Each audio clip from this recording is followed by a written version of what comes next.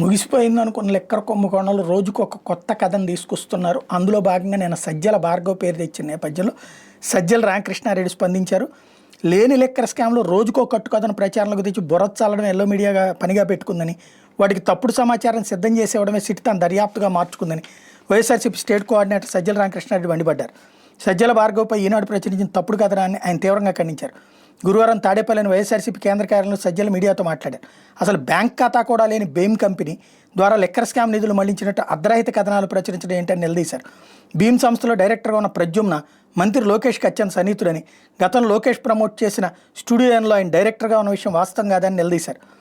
కూటమి ప్రభుత్వం సృష్టించిన లెక్కర్ స్కామ్లో విచారణ పేరుతో యాక్టివిటీ లేని భీమ్ కంపెనీని తెరపైకి తెచ్చారు. సజ్జల భార్గవ్కు దాంతో సంబంధం ఉందంటూ అక్కడి నుంచే డబ్బు మళ్లించారంటూ కట్టుకథలు వండివారుస్తున్నారు. ఆ కంపెనీ ప్రద్యుమ్న అనే వ్యక్తి డైరెక్టర్గా ఉన్నారు. గతేడాది ఎన్నికలకు ముందు చెక్ పోస్ట్ వద్ద పట్టుబడిన డబ్బు ఆయన కంపెనీకి చెందిందని క్లెయిమ్ చేసుకున్నారు. అతను ఈ కేసులో ఇన్వాల్వ్ చేయాలనే ఉద్దేశంతో చెవిరెడ్డి భాస్కర్ రెడ్డి చుట్టూ ఒక కథల్లి దానిలో భీమ్ డైరెక్టర్ ప్రద్యుమ్నను కూడా కలిపి ఇష్టం వచ్చినట్టుగా అక్రమ కేసులు పెడుతున్నారు. నాన్నే శ్రీనివాసరావు ఎండీగా ప్రద్యుమ్న డైరెక్టర్గా ఆ ఛానల్ను ప్రారంభించారు. లోకేష్ స్టూడియోకి ఉన్న అనుబంధానికి సంబంధించిన ఆధారాలు కూడా ఉన్నాయి.